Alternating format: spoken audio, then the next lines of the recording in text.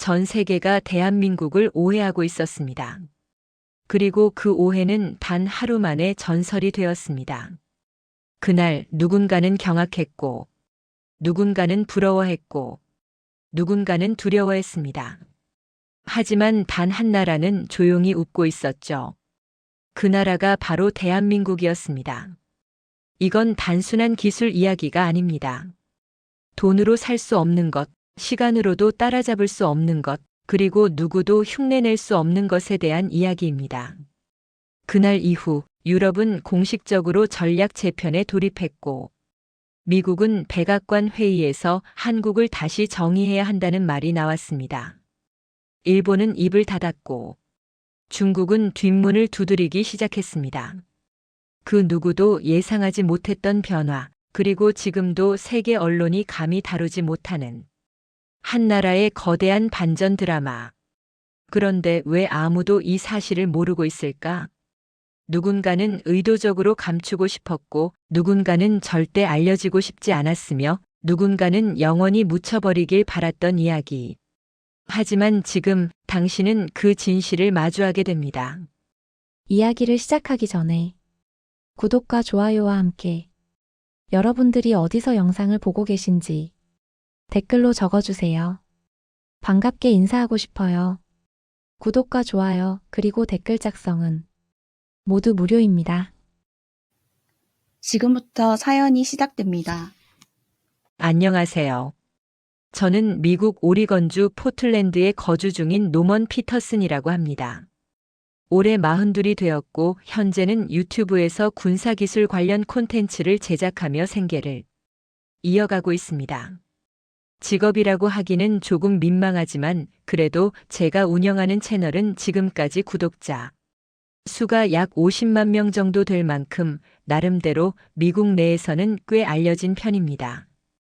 저는 주로 세계 각국의 군사무기, 전략기술, 그리고 국방산업의 트렌드 같은 주제를 다루고 있어요. 솔직히 말씀드리면 한국이라는 나라는 제 콘텐츠 안에서 그렇게 큰 비중을 차지한 적은 없었습니다. 전투기라면 늘 미국의 F- 시리즈, 러시아의 수호이, 유럽의 유로파이터 같은 것들이 중심이었고 한국은 대체로 방산 강국들 사이에 끼어 있는 중간 국가 정도로만 생각하고 있었거든요. 그러던 어느 날, 그러니까 정확히 2025년 9월 19일 아침 9시 57분이었습니다. 저는 평소처럼 사무실에 앉아 커피를 마시며 메일을 정리하고 있었어요. 그때 발신인 불명으로 된 한 통의 메일이 도착했습니다. 메일 제목은 정말 간단했어요. 이건 당신이 반드시 봐야 할 영상입니다. 처음엔 스팸이라고 생각했습니다. 열어보지도 않고 삭제하려던 찰나 메일 하단에 조그맣게 적힌 문장이 제 눈에 들어왔습니다. 이것은 대한민국이 세계를 속인 이야기입니다. 순간 머릿속이 멈췄습니다. 대한민국이 세계를 속였다고요? 무슨 의미인지 전혀 감이 오지 않았습니다.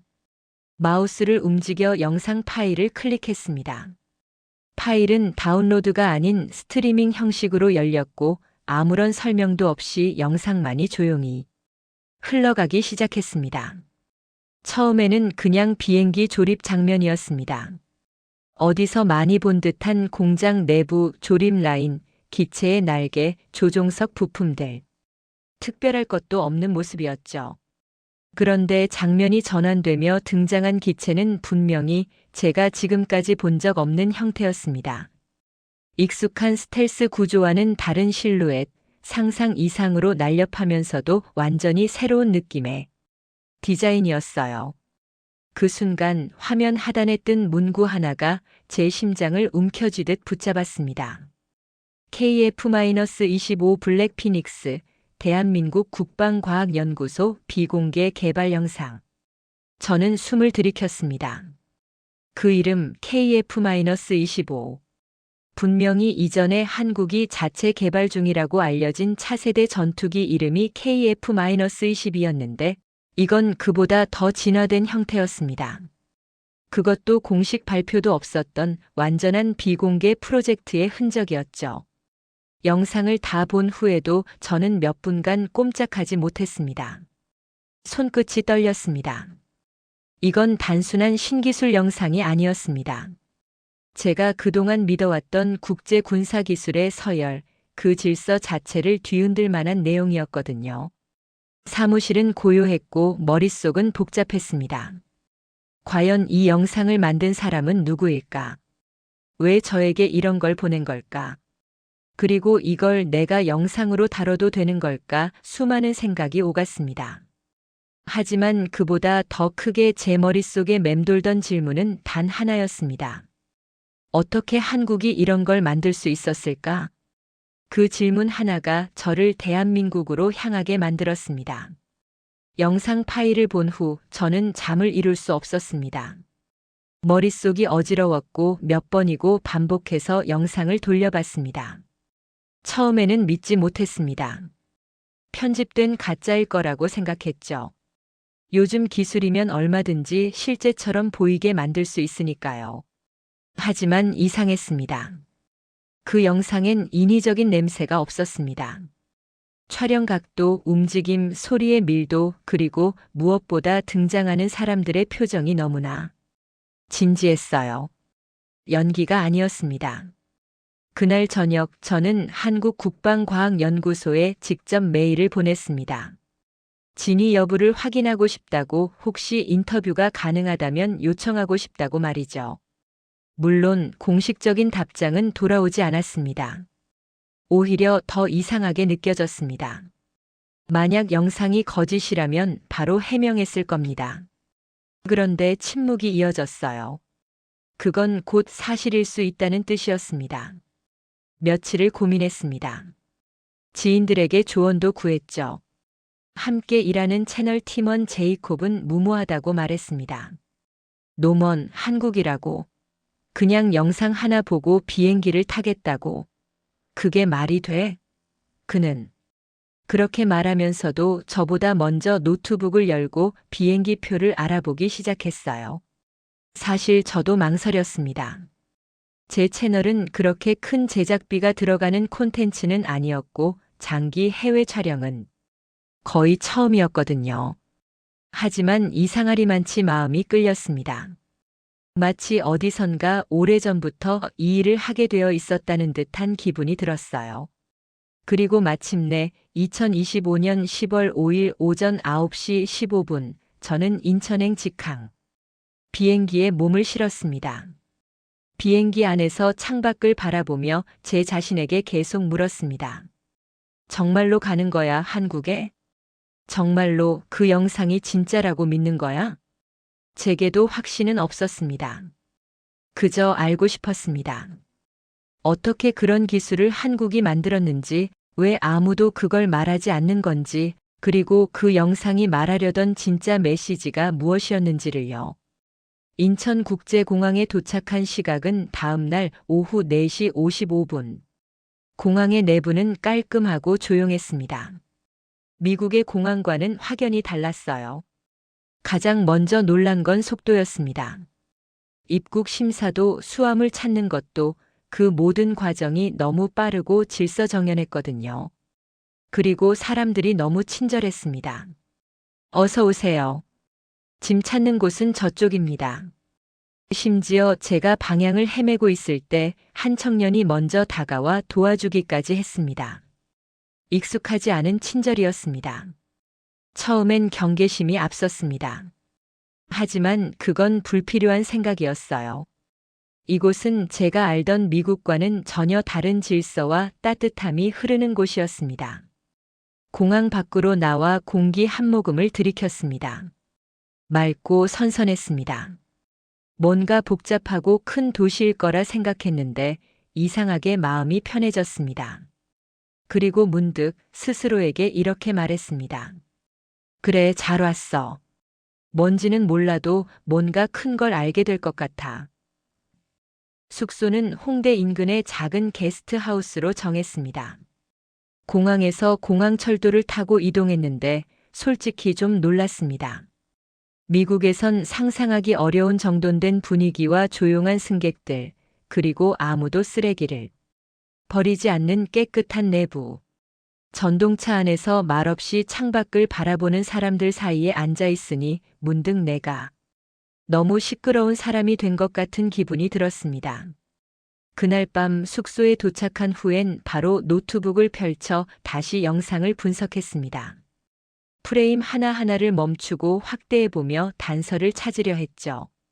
조립 공정에 참여한 작업자들의 유니폼, 작업대에 놓인 도면, 벽에 붙은 표지판들.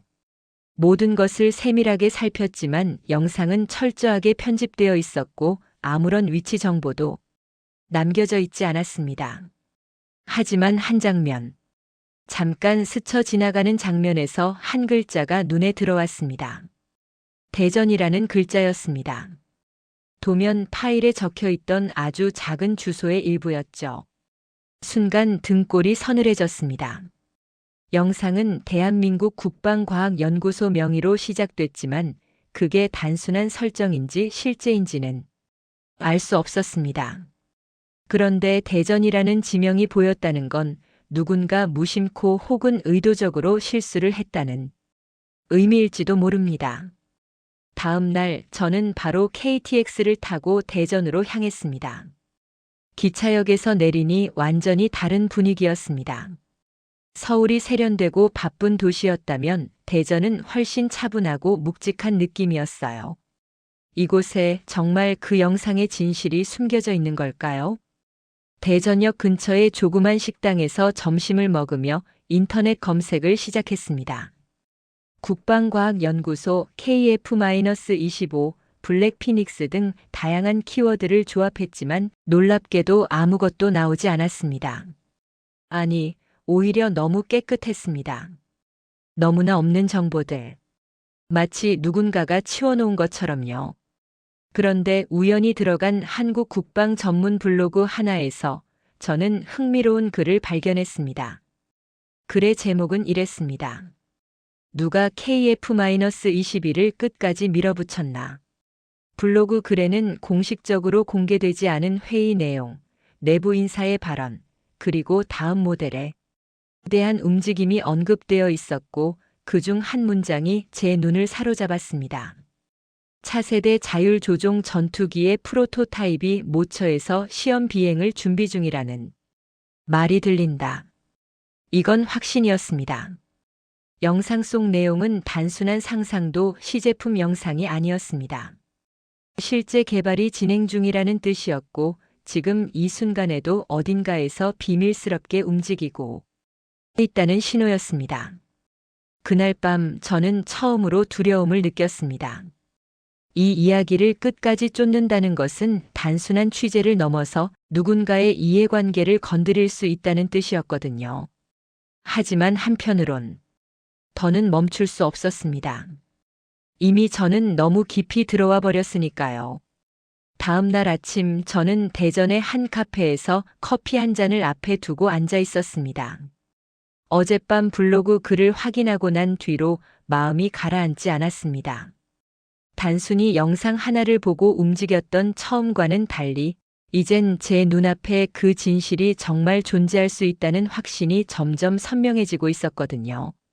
카페 안에는 아침 출근길에 들른 듯한 직장인들이 조용히 대화를 나누고 있었습니다.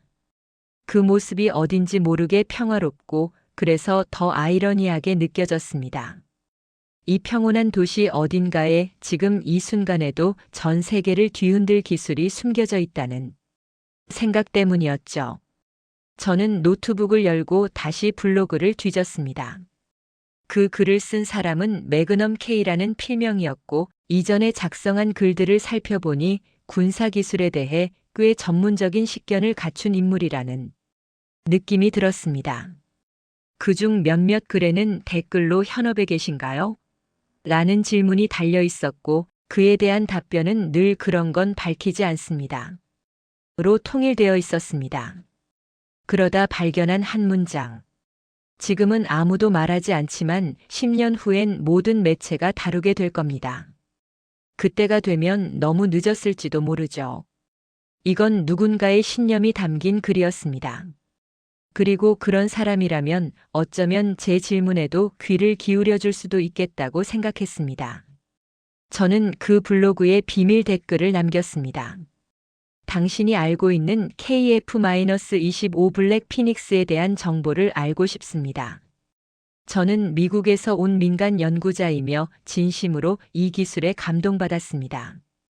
당신의 입장을 존중하며 익명성을 보장하겠습니다. 몇 시간이 지나도록 답이 없었습니다. 혹시 실수였을까, 괜한 자극을 줬던 건 아닐까, 불안감이 엄습했습니다. 하지만 오후 4시를 조금 넘긴 시각, 제 휴대폰 알림이 울렸습니다. 블로그 쪽지함에 답장이 도착한 것이었습니다. 이메일을 주세요. 단 절대 녹음도 촬영도 하지 마세요. 지켜야 할 선이 있습니다. 심장이 뛰었습니다. 저는 곧장 제 메일을 보냈고 10분도 안 되어 답장이 도착했습니다. 내일 오전 11시 대전 유성호텔 로비. 회색 셔츠, 검은 백팩. 먼저 말 걸지 마세요.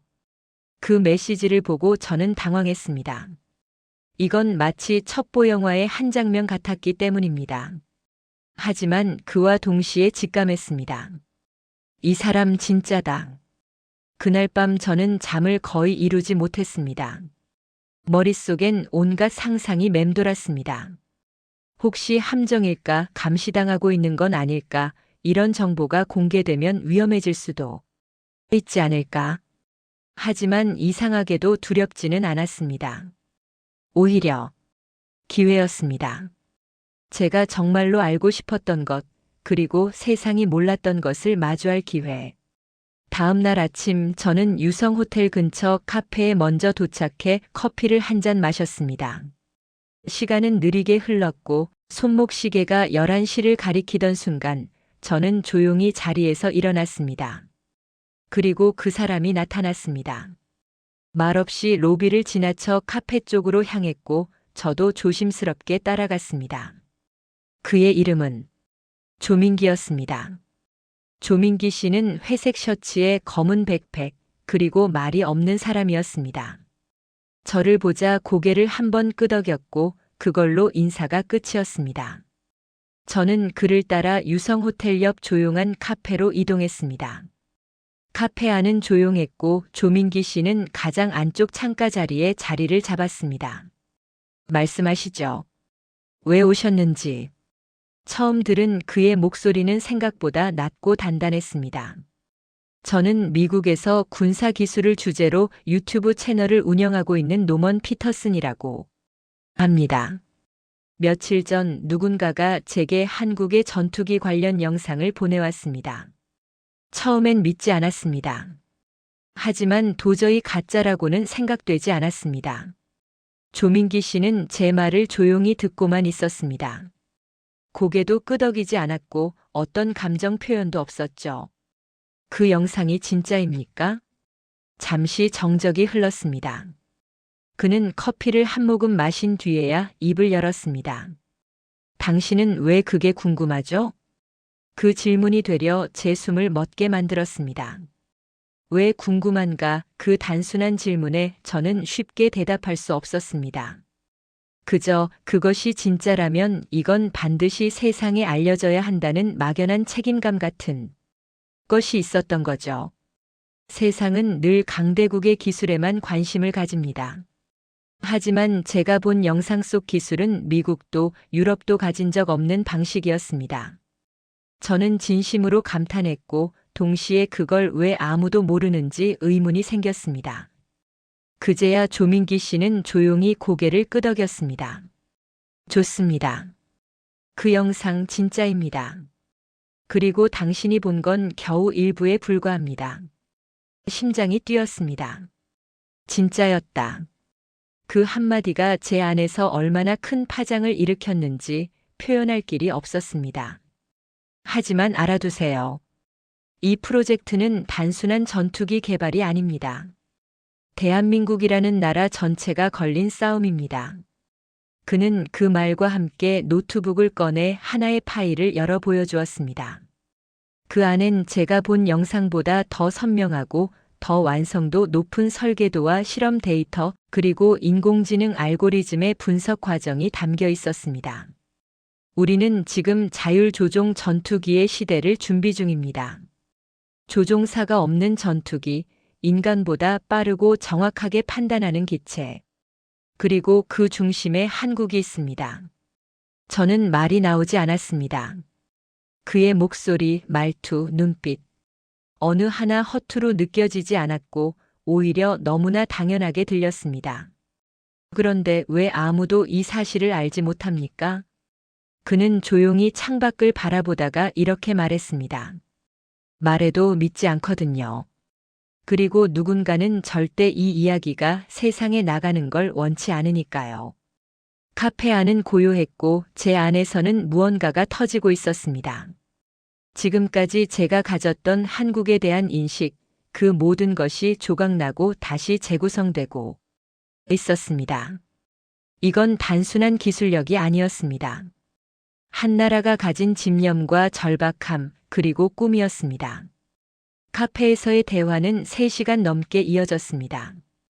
조민기 씨는 조용한 말투로 그러나 단 한마디도 흐트러지지 않게 이야기를 풀어갔습니다.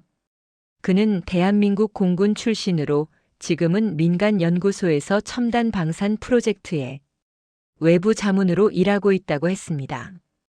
그가 처음부터 모든 걸 밝히지는 않았지만 대화 중간중간에 드러나는 정보들 만으로도 그는 이 프로젝트의 핵심을 잘 알고 있는 인물임이 분명했습니다.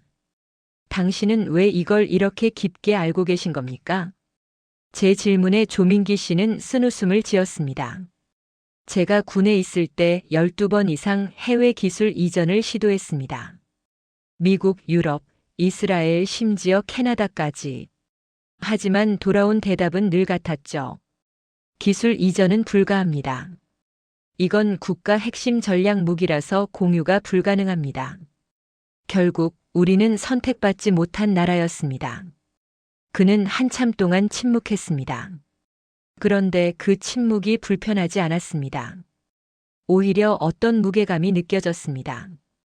그래서 한국은 스스로 하기로 했습니다. 처음엔 불가능하다고 했죠.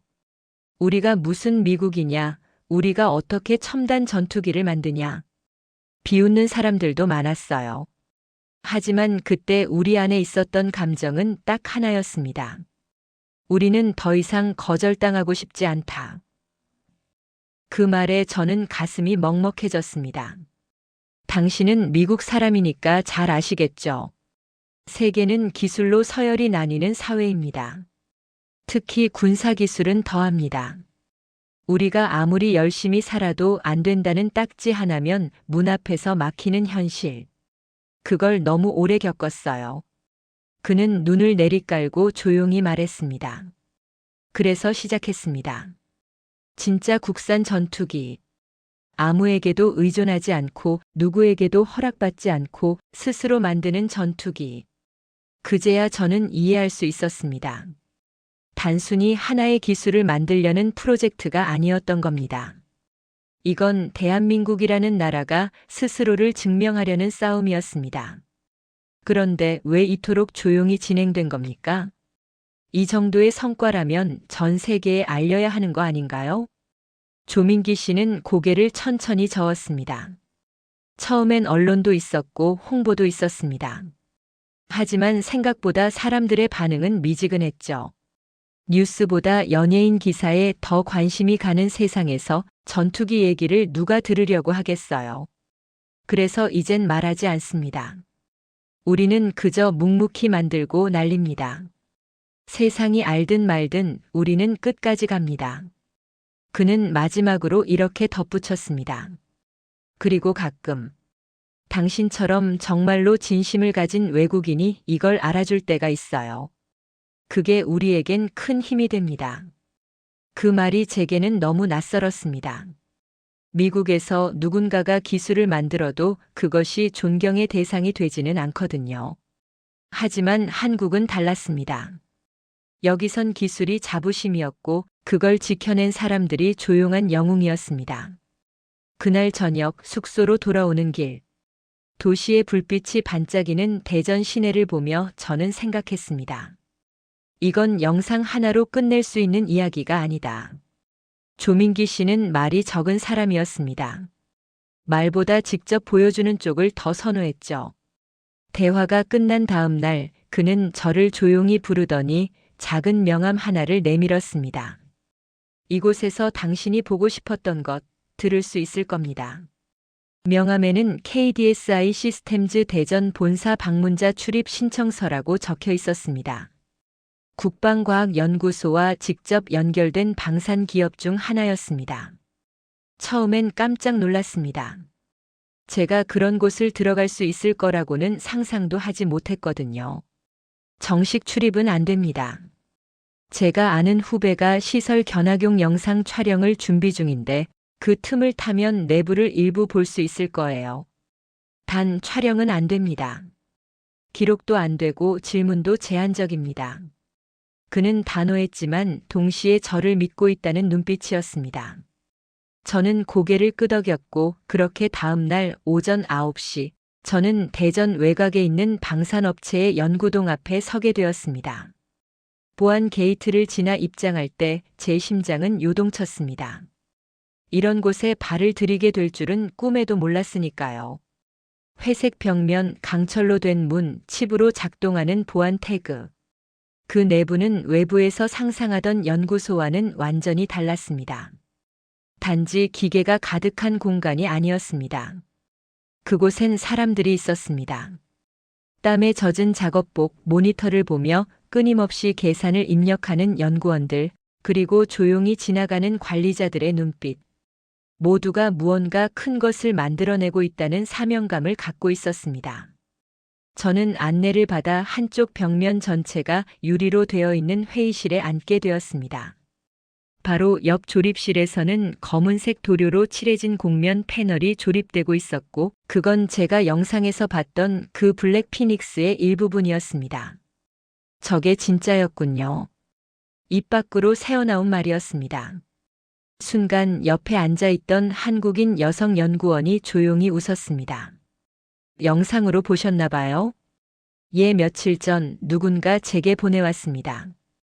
그녀는 고개를 끄덕이며 말했습니다. 지금 보시는 건 실전 테스트 전 최종 조립 단계입니다. 이 기체는 사람보다 빠르게 위협을 감지하고 사람보다 더 정확하게 회피하고 반응할 수 있어요.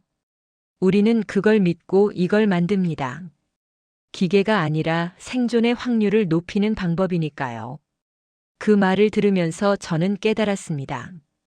이 기술은 단순한 무기가 아니었습니다. 누군가를 지키기 위한 것이었습니다. 그녀는 제게 조심스럽게 말했습니다. 이 기체는 파일럿이 없습니다.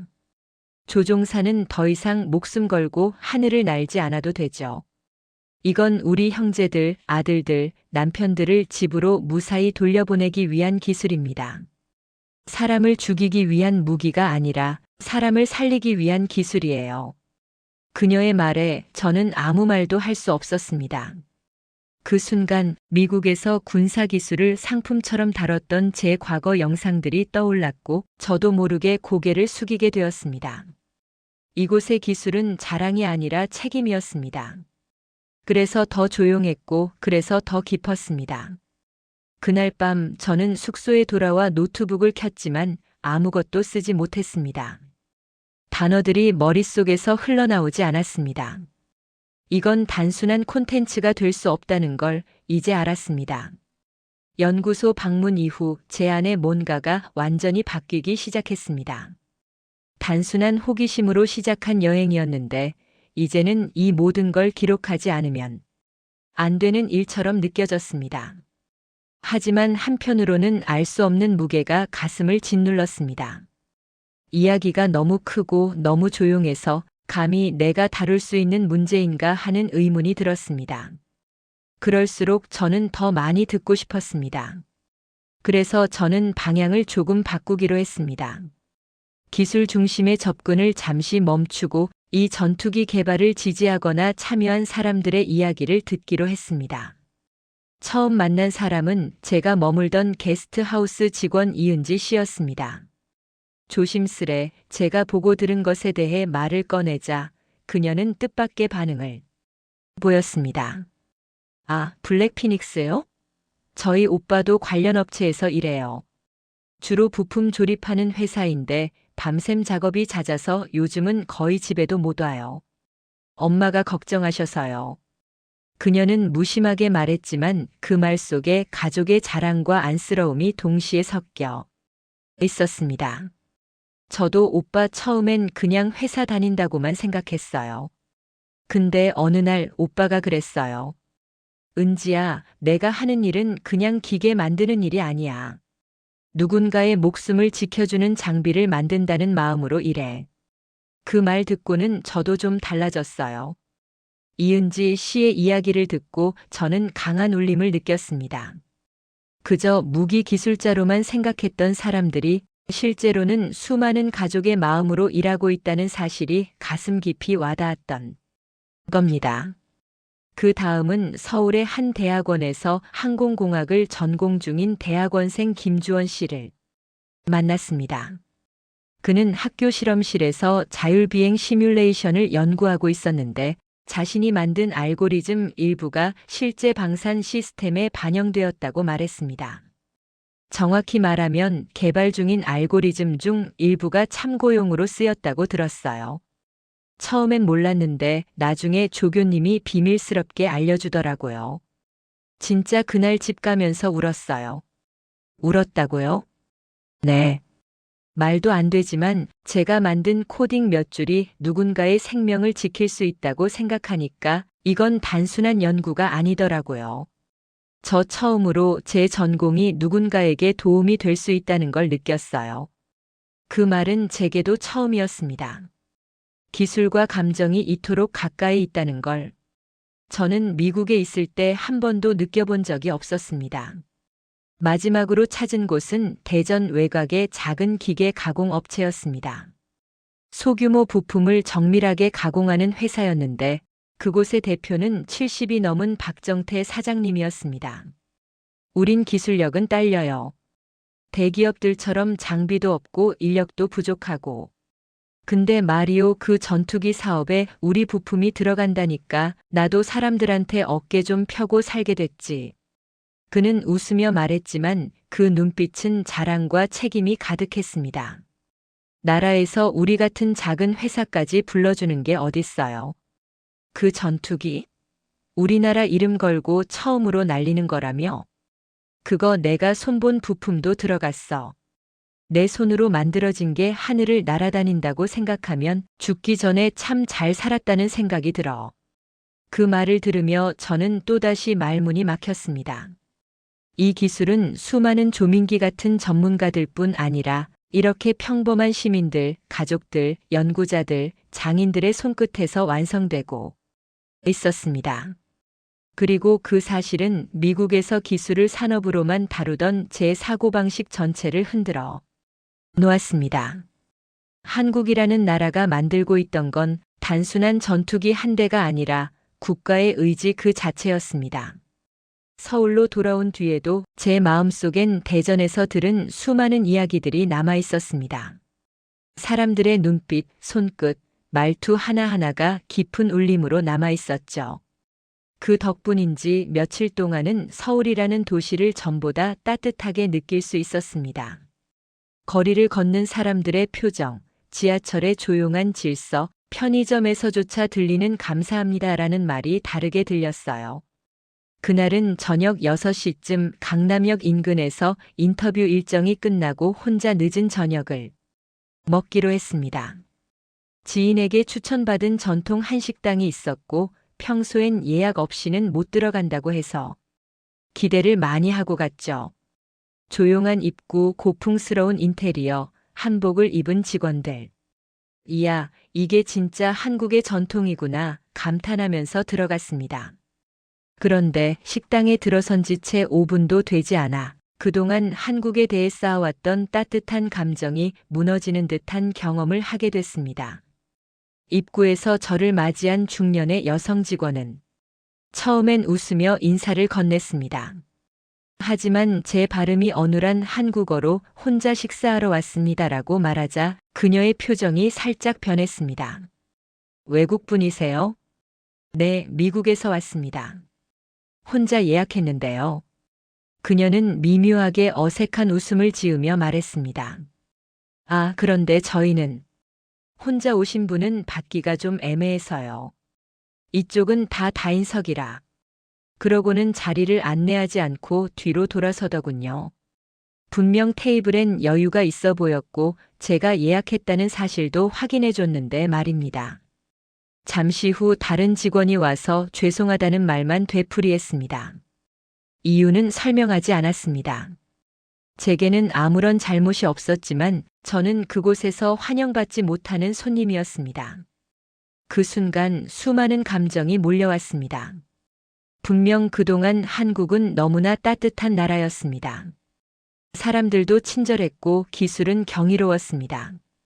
그런데 지금 이 조용한 식당 한 구석에서 저는 완전히 외국인이 되어 있었습니다. 식당을 나오는 길, 갑자기 밀려드는 외로움에 숨이 막혔습니다. 이게 내가 느낀 한국의 진짜 모습일까? 아니면 이 한 장면이 오히려 예외일까?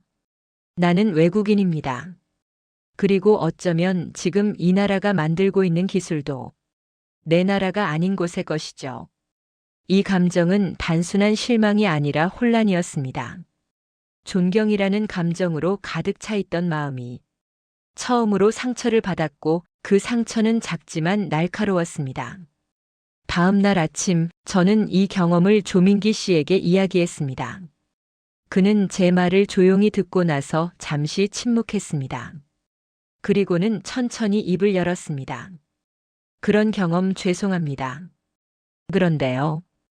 혹시 식당 직원이 당신을 외국인이라서가 아니라 혼자 왔다는 이유로 그렇게 대했던 건 아닐까요? 무슨 말씀이신지. 한국엔 아직도 혼밥 문화가 익숙하지 않은 장소가 많습니다. 특히 전통 한식당처럼 가족이나 모임 중심으로 운영되는 곳에선 혼자 온 손님을 어떻게 대해야 할지 몰라서 서툰 경우도 있거든요.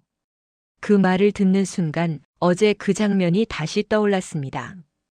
직원의 표정, 다른 손님들의 모습, 그리고 그녀가 처음 말했던 다인석이라라는 말. 저는 그걸 외국인 차별로 단정 지었던 겁니다. 물론 외국인이어서 더 조심스럽게 대했을 수도 있어요. 하지만 우리가 늘 친절한 것처럼 보이더라도 그 속엔 불편함에 대한 미숙함도 같이 있답니다. 그는 이어서 말했습니다. 우린 아직도 배우는 중이에요. 당신이 본 기술처럼 우리 사회도 매일매일 업그레이드 중이죠. 그 말을 듣고 저는 고개를 떨궜습니다. 상처받았다고 생각했던 제 감정 속엔 어쩌면 오해가 더 컸던 것일지도 몰랐습니다. 조민기 씨는 마지막에 이렇게 말했습니다. 한국은 완벽하지 않습니다. 하지만 더 나아지려는 마음만큼은 누구보다 강합니다. 그 순간 제 마음속에서 다시 무언가가 피어오르기 시작했습니다. 조민기 씨와의 대화를 나눈 뒤 마음이 조금은 정리됐습니다. 상처받은 감정도 억울한 기분도 조금씩 가라앉기 시작했고 무엇보다 그가 말했던 한국은 아직 배우는 중이라는 말이 오래도록 마음에 남았습니다. 그리고 그 다음 날 뜻밖의 연락이 제게 도착했습니다. 보낸 이는 조민기 씨였고 메일의 제목은 간단했습니다. 이걸 보면 당신도 우리가 왜 이렇게 조용했는지 알게 될 겁니다. 메일 안에는 짧은 메모와 함께 초대장이 하나 첨부되어 있었습니다. KF-25 블랙피닉스 비공개 시연회 - 대한민국 공군 및 국방부 협력기술 시범. 초청자 신원 확인 필수 외부 매체 촬영 금지 참석 후 보안 서약 필수. 저는 그 문장을 읽고 두 손을 꼭 쥐었습니다. 진짜다. 정말로 이걸 나에게 보여주려는 거다. 시연회는 이틀 후 충남 서산의 공군기지 인근 테스트 베이스에서 진행될 예정이었습니다. 보안 절차는 까다로웠고 저는 수차례 신분 확인과 서약을 거친 후에야 참석이 확정되었습니다. 그리고 마침내 2025년 10월 12일 오전 9시 35분 저는 정해진 장소에 도착했습니다. 기지는 그야말로 숨겨진 세계였습니다. 출입하는 모든 차량은 철저한 검색을 거쳤고 모든 참가자는 스마트워치까지 반납해야 했습니다. 제가 앉은 위치는 관람석 가장 뒷줄이었고 제 옆에는 다양한 국적의 외교관들과 기술 참관인들이 앉아 있었습니다. 누구도 큰 소리를 내지 않았고 모두가 숨죽인 채 하늘을 바라보고 있었습니다. 그리고 11시 정각 무전기에서 짧은 지시가 들려왔습니다. 블랙 피닉스 이륙 준비 완료. 그 말이 끝나자마자 활주로 끝에서 검은색의 유려한 기체가 모습을 드러냈습니다. 그건 제가 영상에서 봤던 바로 그 기체였습니다. 하지만 이번엔 화면이 아닌 제 눈앞에서 살아 움직이고 있었습니다. 소리는 생각보다 조용했습니다. 마치 울림 없는 심장 박동처럼 공기를 미끄러지듯 가르며 블랙 피닉스가 날아올랐습니다. 비행은 단순한 시연이 아니었습니다. 속도, 회전, 자동 회피, 타겟 감지, AI 대응 시뮬레이션. 제가 지금까지 어떤 나라에서도 본 적 없는 장면들이 아주 짧은 시간 안에 연속적으로 이어졌습니다. 그리고 마지막 시연. 기체는 가상의 위험 요소를 감지하자마자 사람의 명령 없이 회피 기동을 하며 고도를 급격히 변경했고 바로 이어 자체 판단으로 경로를 재설정해 안전지대까지 이동하는 모습을 보여주었습니다.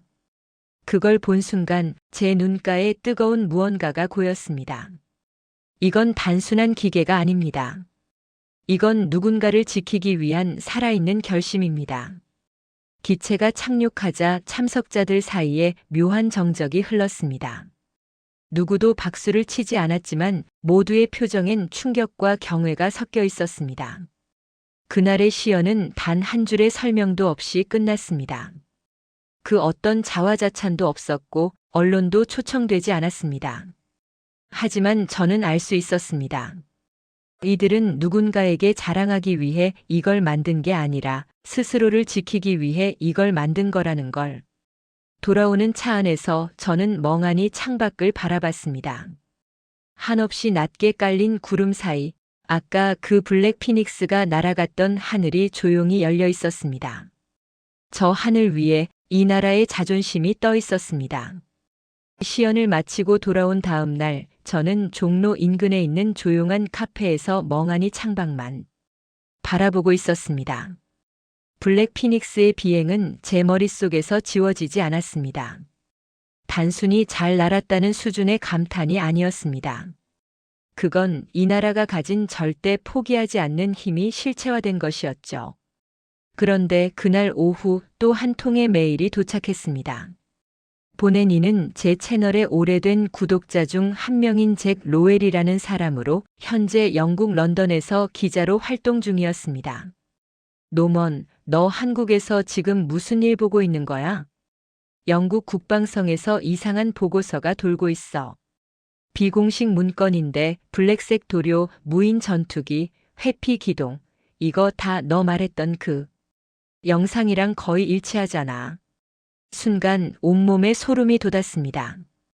그 시연회가 누군가에 의해 외부로 유출된 것입니다. 그리고 그 정보는 빠르게 퍼져가고 있었습니다.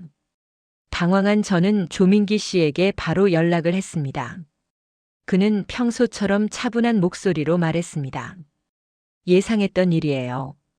이런 기술을 보여줬는데 아무도 몰랐다고 믿는 건 더 이상하죠. 문제는 그들이 어떻게 반응하느냐죠. 그 말대로였습니다. 그날 밤부터 해외 주요 방산 전문 포럼과 국방 관련 커뮤니티, 익명 게시판에서는 한국의 무인 전투기, 인공지능 자율 판단형 공군 기술에 대한 글이 속속 올라오기 시작했습니다. 정확한 명칭은 나오지 않았지만 핵심 기능과 시연 당시 장면을 거의 완벽히 묘사한 게시글들이었습니다. 다음 날 아침 BBC, GDF, 그리고 미국의 한 군사 전문 뉴스 채널까지 한국이 차세대 공군 전략의 판을 바꾸고 있다는 제목으로 보도를 시작했습니다. CNN은 이렇게 표현했습니다. 전통 강국들의 서열이 무너지고 있다. 기술은 돈이 아니라 의지로 완성된다는 것을 한국이 증명했다.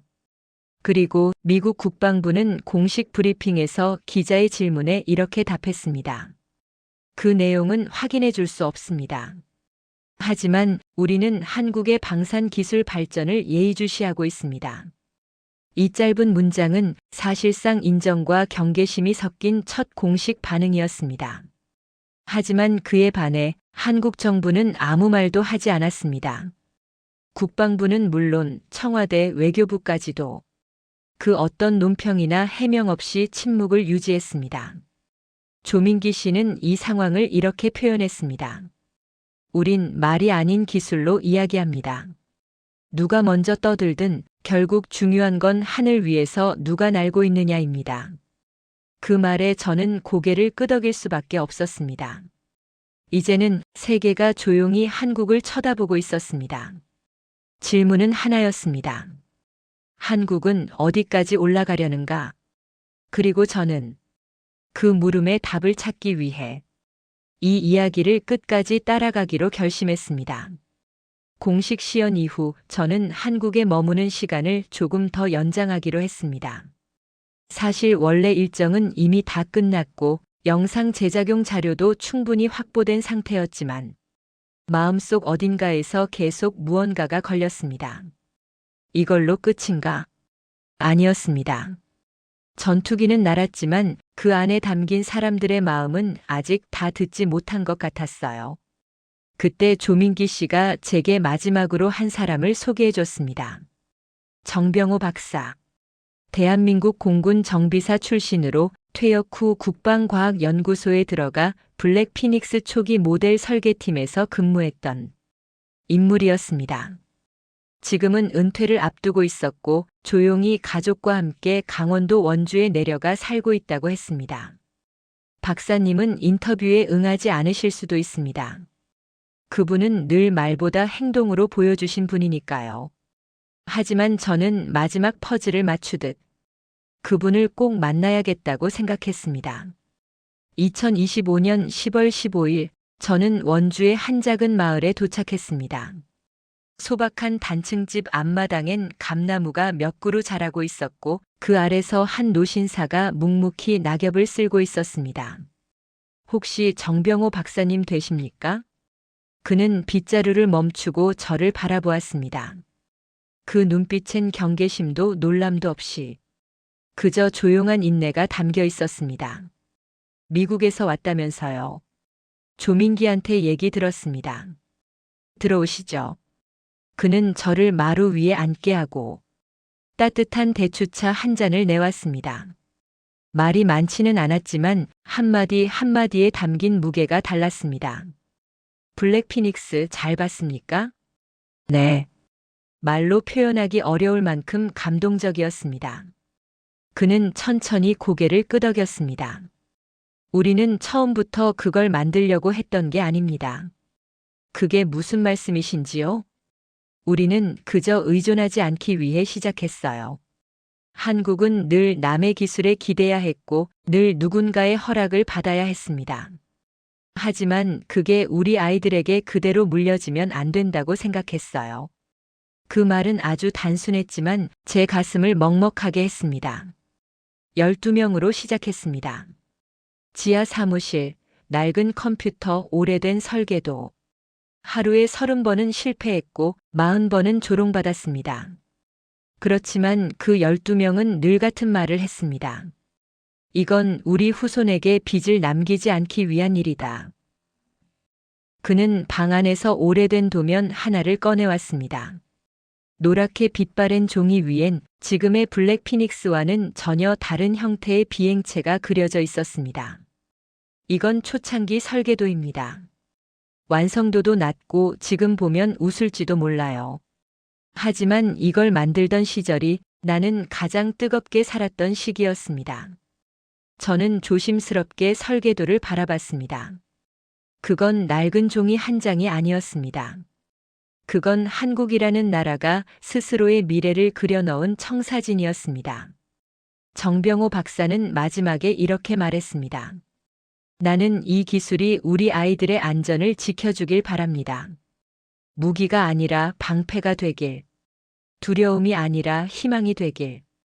그날 집으로 돌아오는 기차 안에서 저는 창밖을 바라보다가 문득 이런 생각을 했습니다. 이건 단지 과학의 승리가 아니라 사람의 이야기였구나.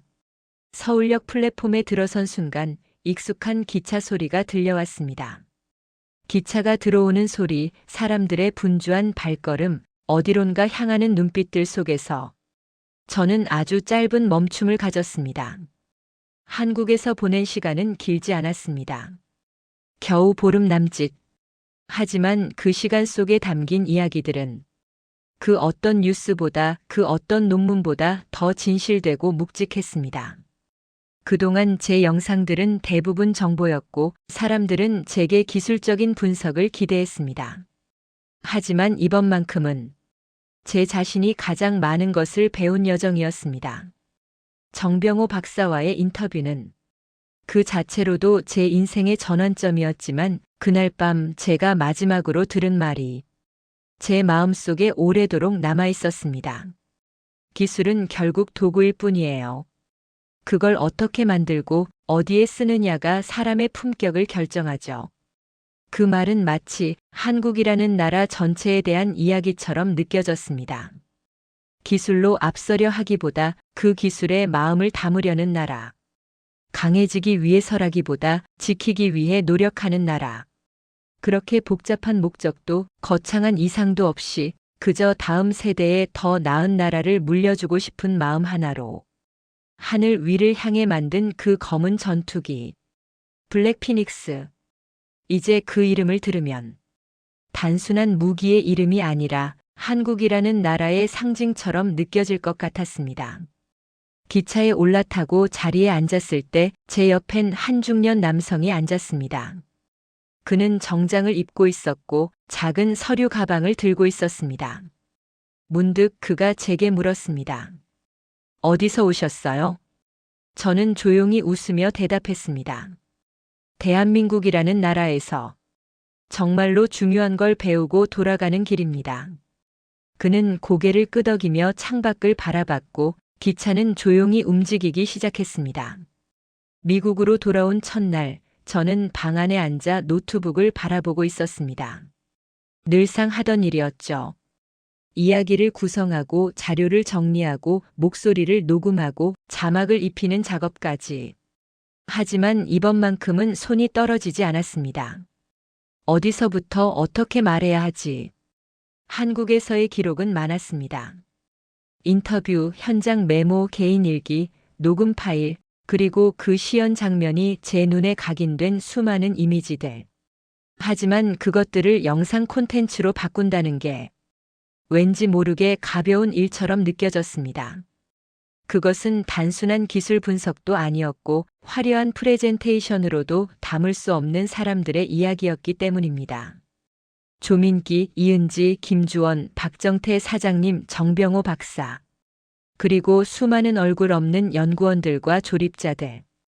그들이 제게 들려준 말들은 마치 한 줄 한 줄 살아있는 시처럼 가슴에 새겨져 있었고 그걸 제대로 옮기지 않으면 그들에게 죄 짓는 일 같았습니다. 며칠 동안은 아무것도 하지 못했습니다. 원고를 써보려 했지만 지워졌고 음성 녹음을 해보려 했지만 말이 막혔습니다. 그러던 어느 날 밤 불 꺼진 방 안에서 제가 찍어온 대전의 연구소 앞 작은 간판 하나가 박힌 사진을 다시 꺼내봤습니다. 우리는 기술이 아니라 신뢰를 만듭니다. 그 문장을 보는 순간 제 안에서 무언가 풀려나가는 느낌이 들었습니다. 그래. 내가 전달해야 할 건 이 기술의 스펙이 아니라 이 기술을 만든 사람들의 믿음이었어. 그제야 노트북을 열 수 있었습니다. 영상 편집 프로그램을 켜고 오디오 녹음 창을 열고 저는 마침내 첫 문장을 입에 담았습니다. 이 영상은 단순한 기술 소개가 아닙니다. 이건 제가 한나라에서 보고 느낀 진심의 기록입니다. 그리고 이어지는 두 번째 문장. 한국. 그들은 아주 조용하게 세 개의 판을 다시 짜고 있었습니다. 녹음을 끝냈을 때 제 눈가엔 어느새 물기가 고여 있었습니다.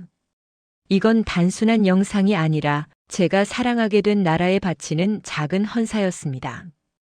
영상은 예상보다 훨씬 조용하게 올라갔습니다. 화려한 썸네일도 없었고 자극적인 제목도 달지 않았습니다. 그저 제 진심을 담은 영상 하나. 제목은 단순했습니다. 한국, 당신들이 모르는 가장 조용한 혁명.